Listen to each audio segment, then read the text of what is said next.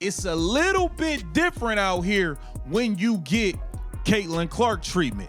It ain't so easy peasy getting to play one-on-one, getting to just do your thing how you want to do it, when you want to do it. Okay, this is wild. The mask is off, the charade is finished, and the so-called prophecy has collapsed. The WNBA's desperate attempt to manufacture a next Caitlin Clark just blew up in front of a national audience. Paige Bueckers, the media's hand-picked darling, the supposed heir to Clark's throne, the one hyped as the savior of women's basketball, just got hit with a brutal reality check, hand-delivered by the Seattle Storm. And let's be clear, this wasn't just a stumble. This was an exposure session, a reminder that hype melts quickly when it collides with the cold truth of WNBA-level defense. Let us know down in the comments below if you believe in the Paige Bueckers hype. Let's go. This was the first time we saw Paige really get guarded. This is where we saw what is going to happen in year 2. This is the scout report that needs to be out there on Paige Bueckers once the Dallas Wings get good, because Dallas Wings are going to get good at some stage in her career. This was the game where I'm like, okay, we can shut up that. For months, the narrative has been spoon-fed like it came straight from a PR playbook. Paige Bueckers was the chosen one, the inevitable torchbearer who would follow in Clark's footsteps and somehow surpass her. The media couldn't get enough of it, endlessly pushing the idea that Paige was rewriting the sport faster than Clark ever did. They pumped her up with endless headlines, painting her as the flawless package, poised, cerebral, efficient.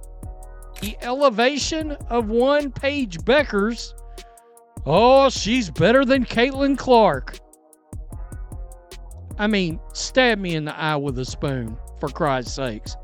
Wow. So that's a thing right now. Last night, Paige Bueckers dropped 44 points. And we're going to look at a video that just dissects and exposes a lot of that shit. Let me tell you.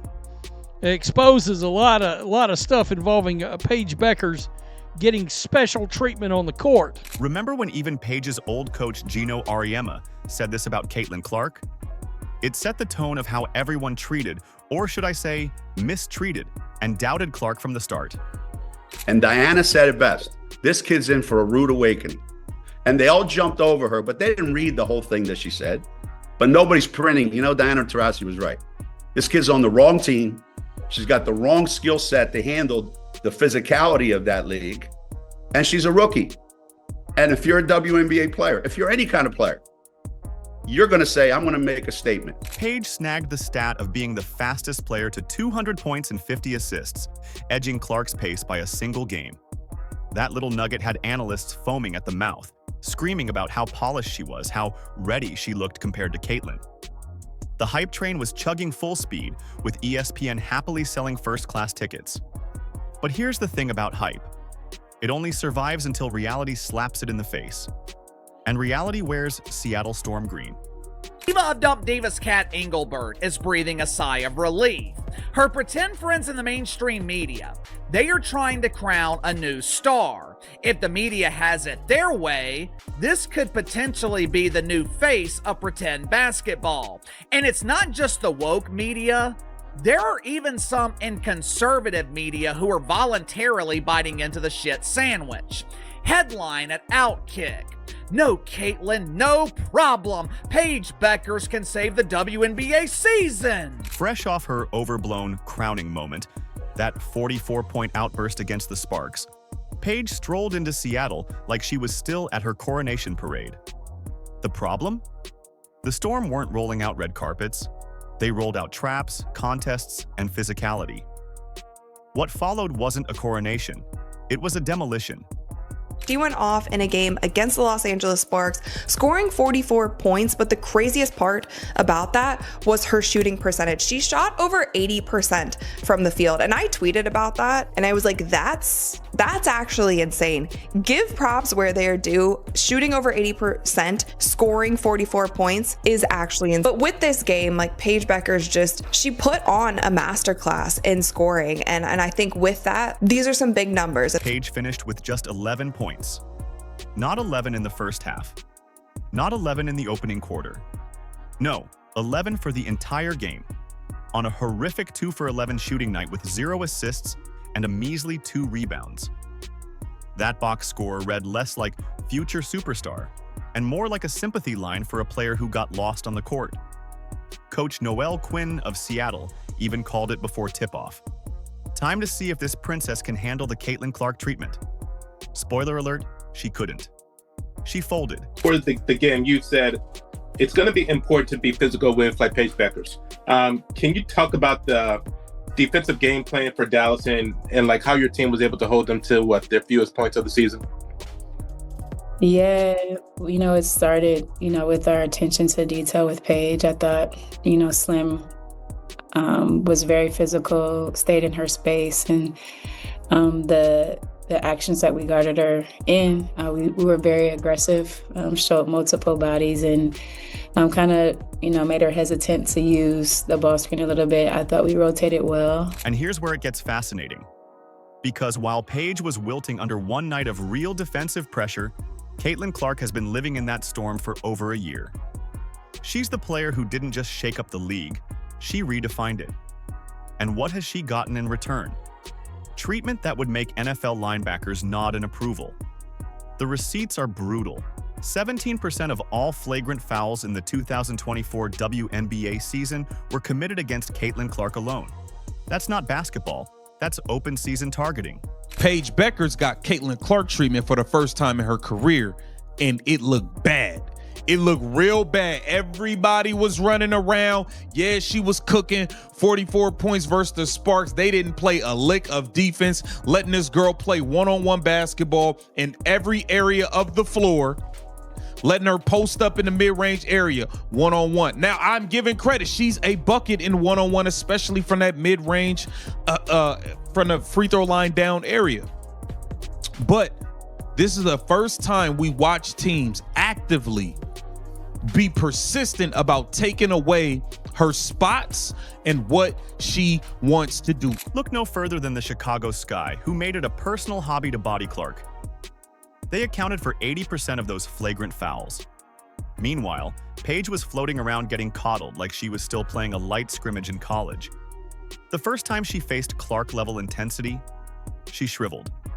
Her shots vanished, her efficiency evaporated, and her game looked hollow.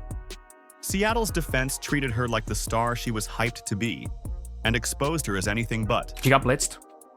She got doubled.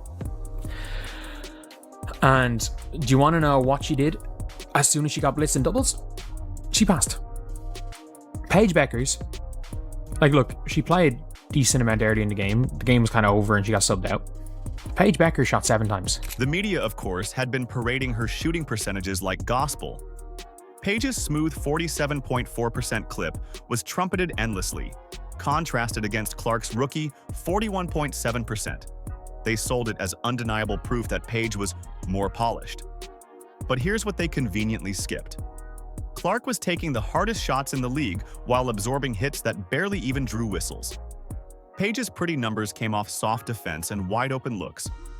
When she was finally guarded like a star, those numbers collapsed instantly. 2 makes on 11 attempts. That's not efficiency. That's a mirage dissolving the second it's tested. Meanwhile, Clark continues to torch defenses designed to break her. She takes contested threes from 28 feet, drives through hacks, shrugs off elbows, and still delivers highlight reels that sell out arenas.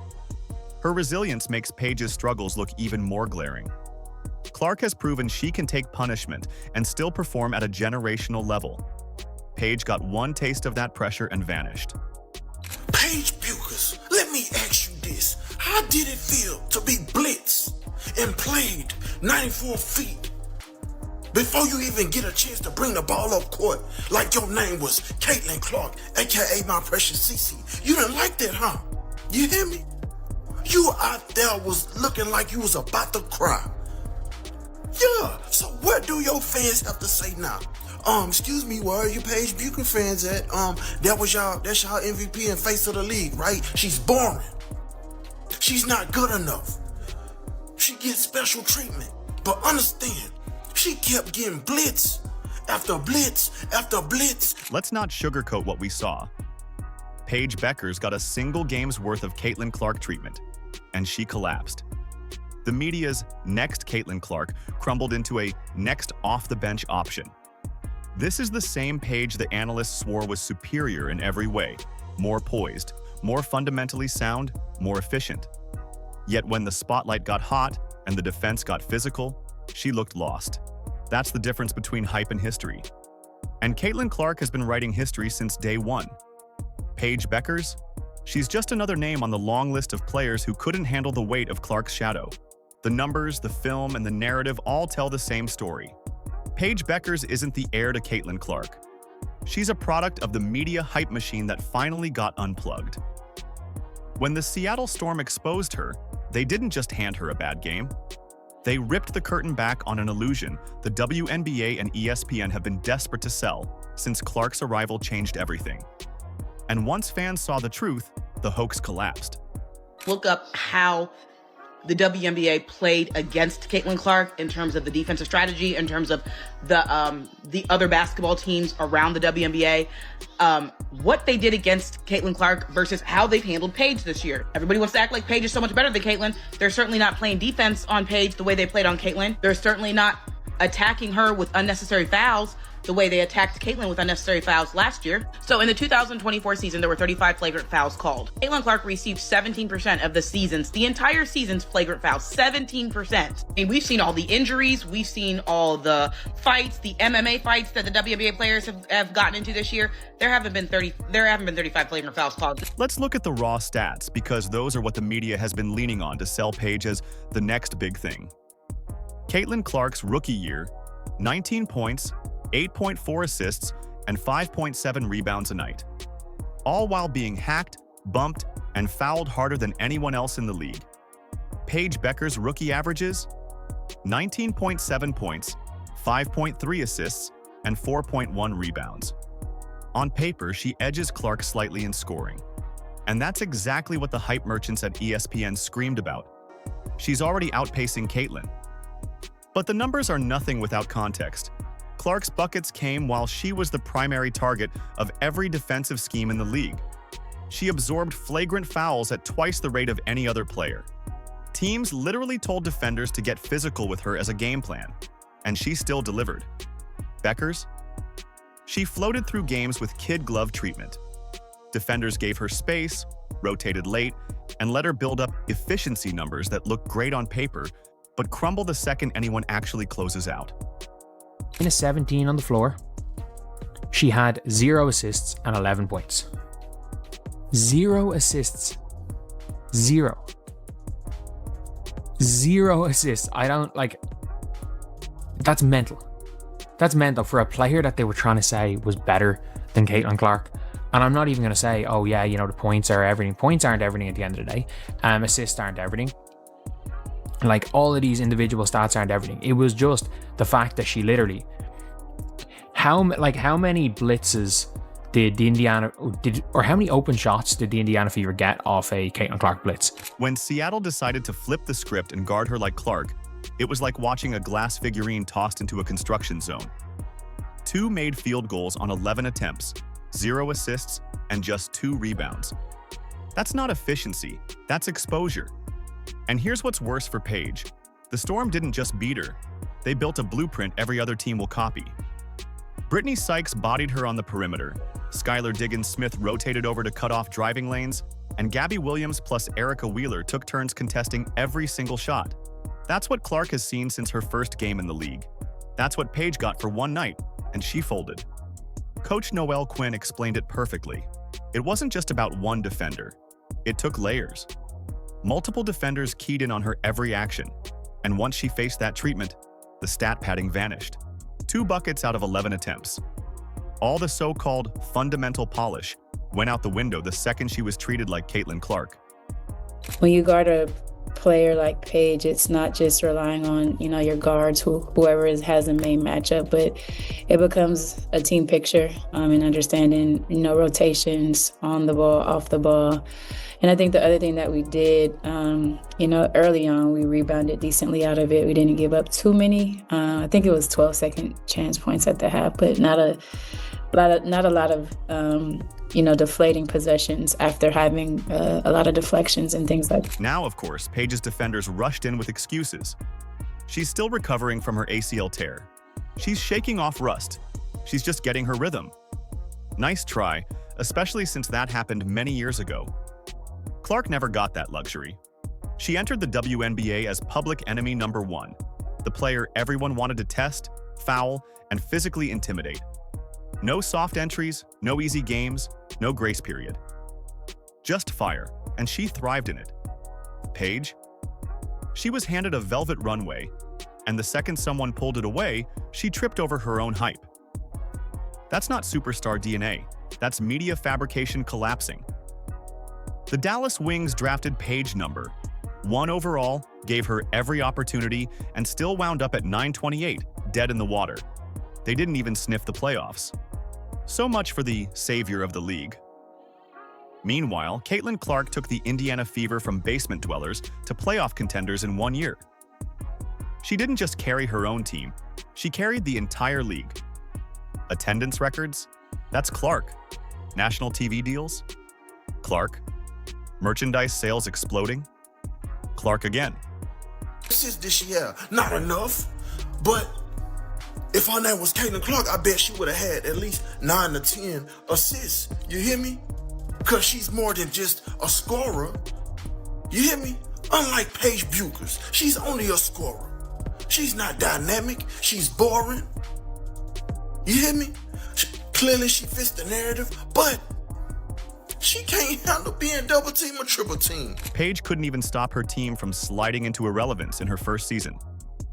And this is the next Caitlin Clark? Please. One is a generational talent who literally transformed women's basketball. The other is a nice player who got gifted headlines she didn't earn. And this is the part fans are fed up with. The media spent months insisting Bueckers was superior to Clark. They highlighted her higher shooting percentages without mentioning that Clark takes 30-foot threes while Paige coasts on open mid-range jumpers. They ranked her above Clark in mid-season lists as if 6 weeks of basketball erased everything Clark has done for the sport. It was a manufactured rivalry built on sand.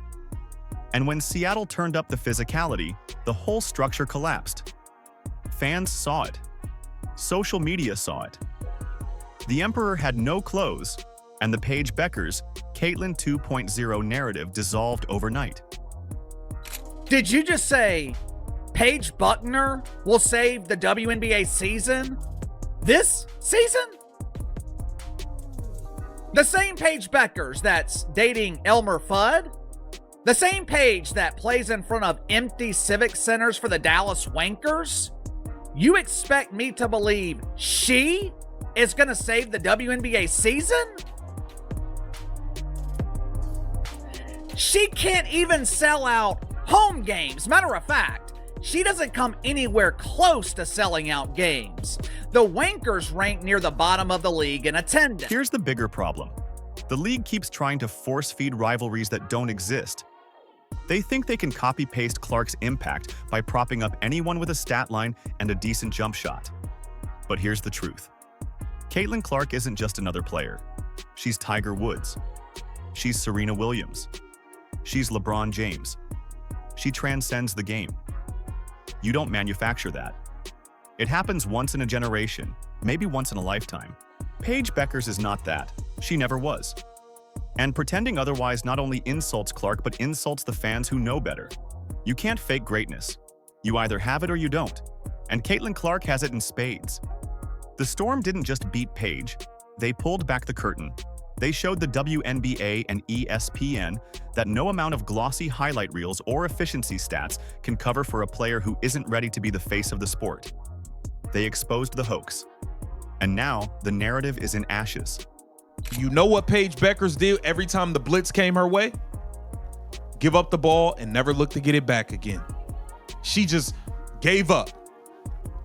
That is what we are talking about. You guys are running around and acting like everybody's getting guarded like Caitlin Clark, and it's not the truth. It's not facts at all. It's not facts at all. Paige Bueckers finally got a taste of a glimpse of what that tastes like. Meanwhile, Clark continues to prove night after night that she's the real deal.